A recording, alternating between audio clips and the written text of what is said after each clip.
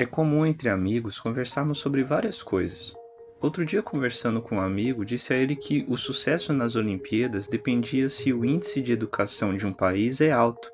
Mas quando cheguei em casa, fiquei pensando: será que isso é realmente verdade? Que tal realizar juntos uma análise de dados?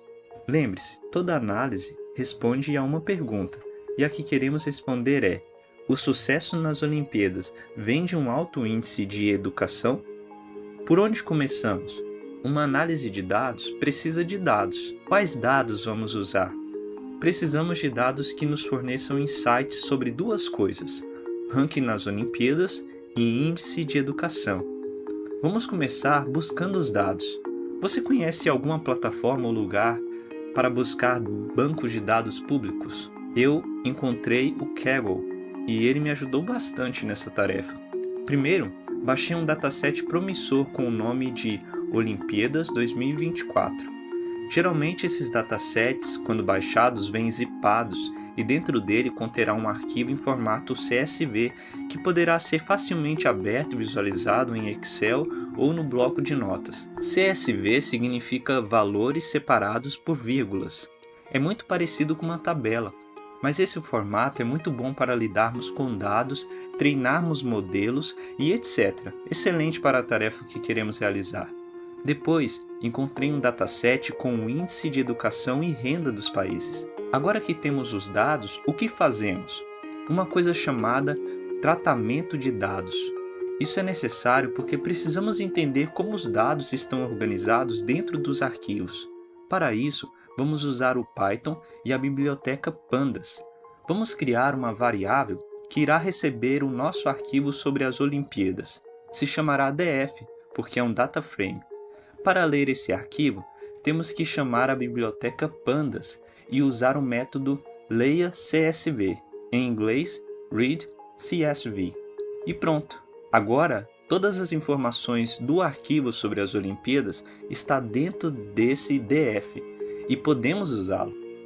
Vamos primeiro ver quais as colunas, porque é por meio delas que os dados são organizados.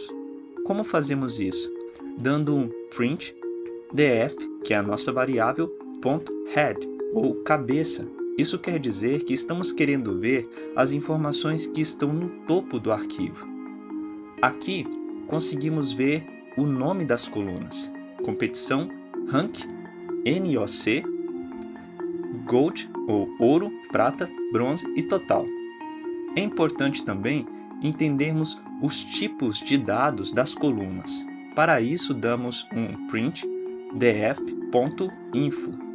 Assim, conseguimos ver que temos um total de 7 colunas, sendo 3 delas do tipo objeto e 4 do tipo inteiro. Temos de fazer o mesmo para o arquivo sobre o índice de educação dos países. Logo, percebi algumas diferenças óbvias. No dataset sobre educação, temos um total de 4 colunas, sendo 3 delas do tipo objeto e sendo uma do tipo float. Mas agora que entendemos como os dados estão organizados, podemos tentar ver se existe uma relação entre eles.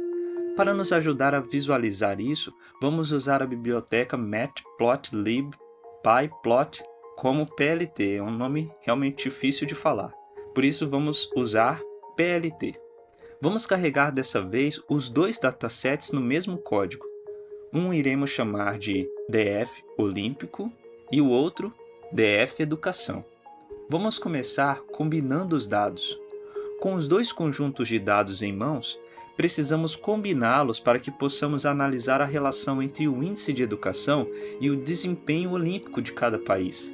Isso é feito através de um processo chamado merge, que basicamente une as informações relevantes de cada dataset com base no país correspondente. Depois disso, removemos qualquer linha que tenha dados ausentes nas colunas que são importantes para a nossa análise, como o índice de educação e o ranking nas Olimpíadas. Com os dados preparados, podemos calcular a correlação que nos diz o quão forte é a relação entre o índice de educação e o desempenho nas Olimpíadas, onde um valor próximo de 1 indica uma forte correlação positiva. Por fim, para facilitar a visualização dessa relação, criamos um gráfico de dispersão. Nele, cada ponto representa um país com o índice de educação no eixo X e o ranking olímpico no eixo Y. Isso nos permite ver de forma clara se há realmente uma tendência visível que indique que países com melhor educação têm melhores resultados nas Olimpíadas. Então é hora de tentar rodar nosso programa. E como é comum, o primeiro erro. Aqui diz, nenhuma coluna comum para executar a mesclagem. Ao olhar o code, novamente eu vi dois erros. O mais óbvio foi que não coloquei qual colunas eu desejava usar para combinar os dois datasets. Tinha que ser uma coluna que estivesse presente nos dois arquivos. Ou seja, era necessário que houvesse uma coluna chamada país nos dois datasets. Depois disso, me lembrei daquele nome esquisito NOC, Comitê Olímpico Nacional. Precisamos então mudar esse nome para que os dois sejam compatíveis. E agora sim, tudo pronto. E recebemos um grande gráfico em branco. E depois de retirar os valores em brancos, remover países sem dados, remover linhas com valores nulos, converter os tipos das colunas em outros tipos, adicionar uma reta de regressão linear e criar vários tipos de gráficos, separei esses dois melhores gráficos que nos ajudam a ver o seguinte.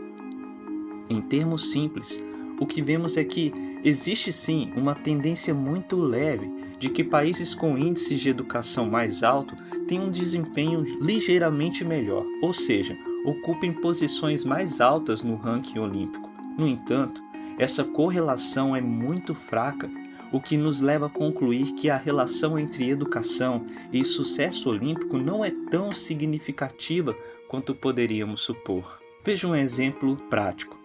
Embora a educação no país Brasil seja 28% maior que no país Quênia, ele ainda ocupa 3 posições à frente que o Brasil no ranking olímpico.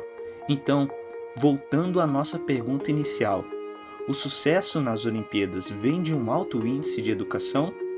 A resposta que nós extraímos dos dados é que, por si só, a educação não é o suficiente para garantir o sucesso olímpico.